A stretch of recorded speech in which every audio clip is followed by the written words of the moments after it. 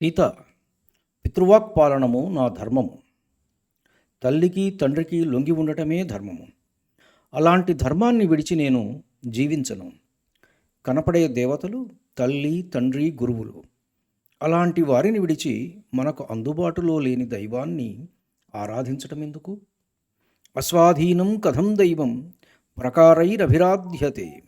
స్వాధీనం సమతిక్రమ్య మాతరం పితరం గురుం. తల్లి, తండ్రి, గురువులు ముగ్గురు మూడు లోకములు. వీరితో సమానమైన వారు ఈ భూలోకంలో లేరు. అందుకే వారి సేవ చేయవలెను. తండ్రి సేవను మించిన బలకరమైనది ఏదీ లేదు. తండ్రి ఆజ్ఞ పాటించుట వలన మనిషికి సకలైశ్వర్యములు సమకూరగలవు. నా తండ్రి ఆజ్ఞ పాటించాలని, ఆయన ఇష్టానికి అనుగుణంగా నడుచుకోవాలని నేను కోరుకుంటున్నాను. అదే సనాతన ధర్మము. సీత, నీవు నాకు సహధర్మచారిణివి. నాకు నీకు మేలు కూర్చే మంచి నిర్ణయం తీసుకున్నావు. వెంటనే బయలుదేరదాము. నీ వద్ద ఉన్న విలువైన వస్తువులన్నీ దానం చేసేయి. ఇంతకు మునుపే రామాంతఃపురమునకు వచ్చిన లక్ష్మణుడు అన్నా వదినల సంభాషణ అంతా విన్నాడు. గుండెలు చలమలైనాయి, కన్నులు కన్నీటి జలపాతాలైనాయి. హృదయాన్ని వారి సంభాషణ కలచివేసింది. దుఃఖం ఎలా ఆపుకోవాలో అర్థం కాలే లక్ష్మణునకు. ఉన్న పళంగా వచ్చి అన్న పాదాల మీద వ్రాలాడు. అన్నా, నీ ముందు నేను నడుస్తాను. నీ మార్గాలు నిష్కంటకం చేస్తాను. నీవు లేని అయోధ్యలో నేను ఉండను అన్నా. నీతో కలిసి ఉండటమా, దేవలోక ఆధిపత్యమా? ఈ రెండిటిలో ఏది అంటే నీతో కలిసి ఉండి నీ సేవ చేసుకోవడమే నాకు ముఖ్యము. అదే అన్నింటికన్నా నాకు ఎక్కువ. తనతో కలిసి అడవికి వస్తానన్న తమ్ముణ్ణి పరిపరి విధాలుగా వారించాడు రామచంద్రుడు. పట్టిన పట్టు విడవడే లక్ష్మణస్వామి. అదేమిటన్నా, నీవు ఇంతకు పూర్వమే నాకు అనుమతి ఇచ్చావుగా, ఇప్పుడు ఇలా అంటున్నావేమిటి? ఎప్పుడు అనుమతి ఇచ్చాడు? సీతాదేవితో సంభాషణ అంతా విన్నాడు లక్ష్మణుడు. అప్పుడు ఆయన భరత శత్రుఘ్నులతో బాగుండమని కదా చెప్పినది.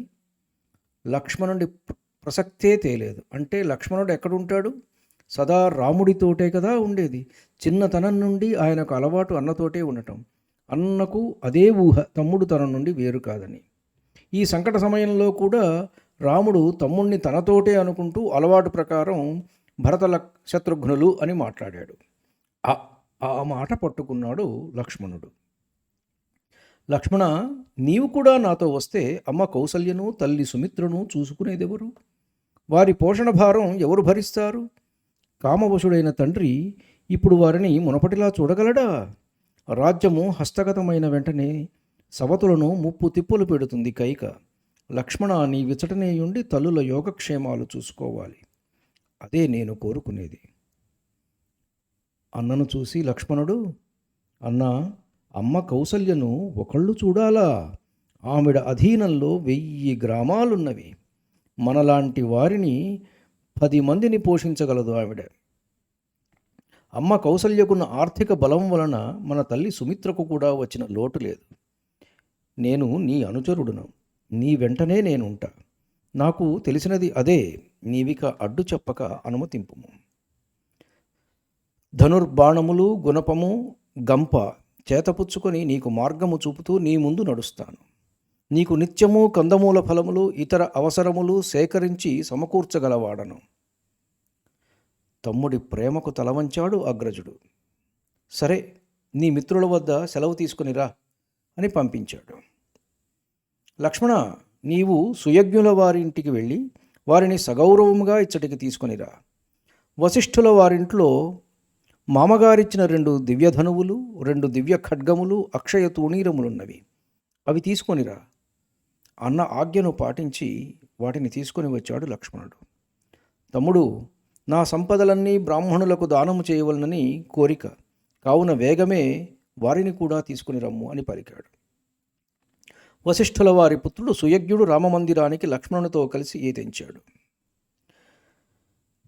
ఆయనకు రాముడు తన వద్ద ఉన్న విలువైన ఆభరణములు, ఇతర సంపదలు, శత్రుంజయము అనే ఏనుగుని ఇవ్వగా ఆయన భార్యకు సీతమ్మ తన హారమును, వడ్డాణమును బహుకరించింది. వచ్చిన బ్రాహ్మణులందరికీ ఘనంగా దానాలు చేశాడు రామచంద్రుడు. చిత్రరథుడు అనే రథసారథికి అమూల్యమైన రత్నములు, చిన్ని పశువులు, 1000 గోవులు ఇచ్చాడు. ఇలా తన వద్ద ఉన్న అందరికీ, అందరూ పనివారికి, అందరూ సంతోషపడేటట్లుగా తన సమస్త సంపదలు దానం చేశాడు రామచంద్రుడు. ఇట్లా రాముడు తన సంపదలన్నీ దానం చేసిన తర్వాత ఆయన మందిరంలోకి ఎముకల ప్రోవులాగా బక్క పలుచగా ఉండి అపూర్వమైన తేజస్సుతో కనపడుతున్న ఒక ఆకారం నడుచుకుంటూ వచ్చింది. ఆయనకు ఆచ్ఛాదనగా ఒక అంగవస్త్రం మాత్రమే ఉన్నది. రాముడు దానాలిస్తున్నాడని తెలిసి అతని భార్య పంపగా ఆశతో వచ్చాడు. ఆయన ప్రస్తుతము గుణపము తట్టా పట్టుకుని కందమూల ఫలములు ఏరుకుంటూ జీవిస్తున్నవాడు. రాముడి వద్ద నుండి దానం పుచ్చుకుంటే దరిద్రం తీరుతుందనే గంపెడాశతో వచ్చాడు. ఆయన పేరు త్రిజటుడు. ఆయన రాముని వద్దకు వచ్చి, రామచంద్ర, పిల్లలు గలవాడను, వారి పోషణ భారముగా ఉన్నది, నీవిచ్చే దానము స్వీకరించాలనే పెనుకోరికతో వచ్చానయ్యా అని అన్నాడు. ఎందుకో అతనిని చూడగానే రామచంద్రునిలో పరిహాసము జరించింది.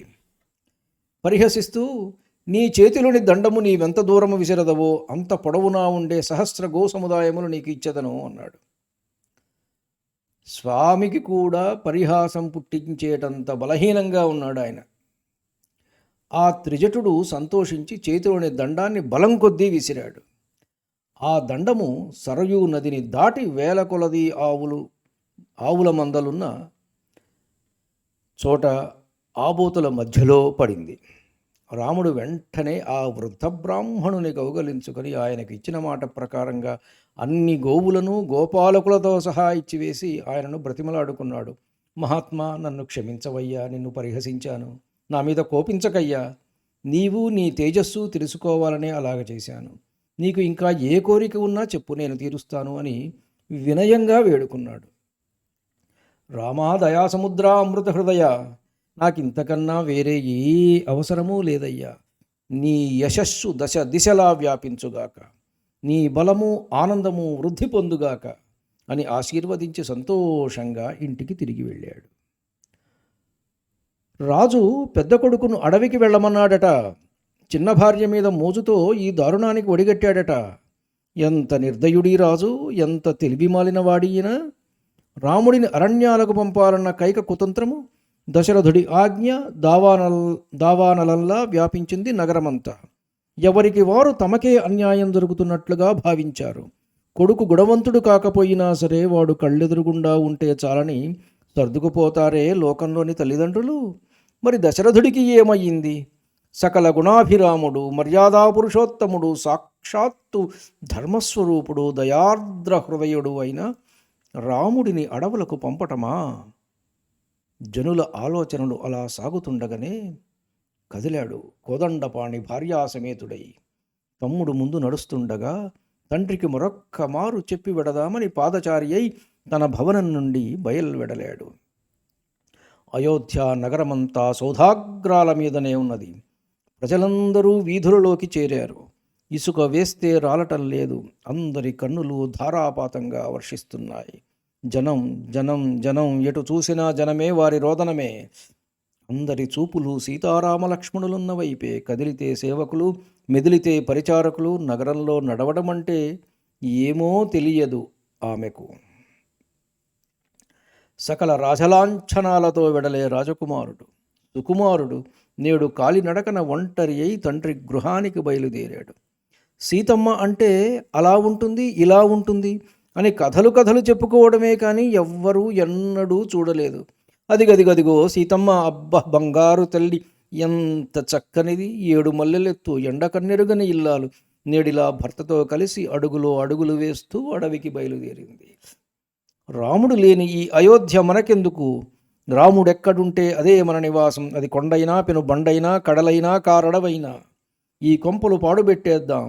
ఎలుకలు పందికొక్కలు తిరుగాడుతూ భూతాలకు నిలయమై పాడుబడ్డ అయోధ్యనే ఏలుకుంటాడు భరతుడు. మనమెందుకుండాలిక్కడ?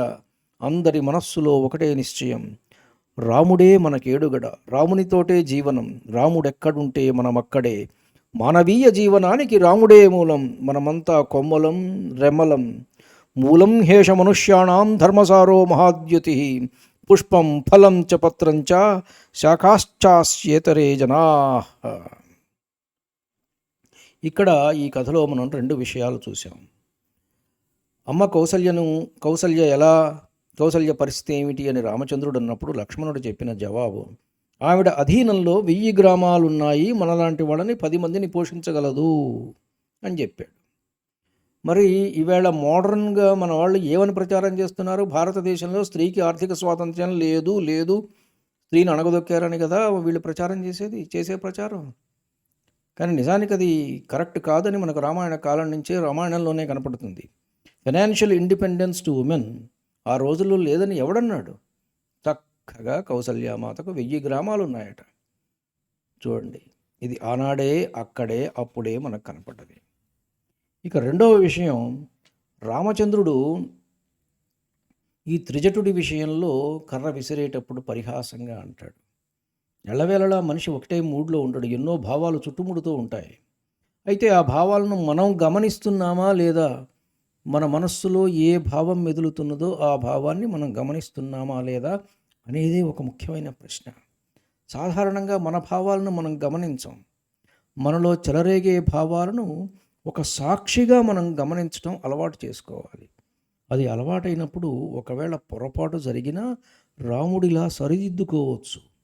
ఏమన్నాడు ఆయన? మహాత్మా, నన్ను క్షమించవయ్యా, నిన్ను పరిహసించాను అని కదా అన్నది. వెంటనే మరుక్షణమే ఆయన తెలుసుకున్నాడు. కంటిన్యూయస్ సెల్ఫ్ ఇంట్రాస్పెక్షన్ ప్రతి మనిషికి అవసరం అన్నమాట.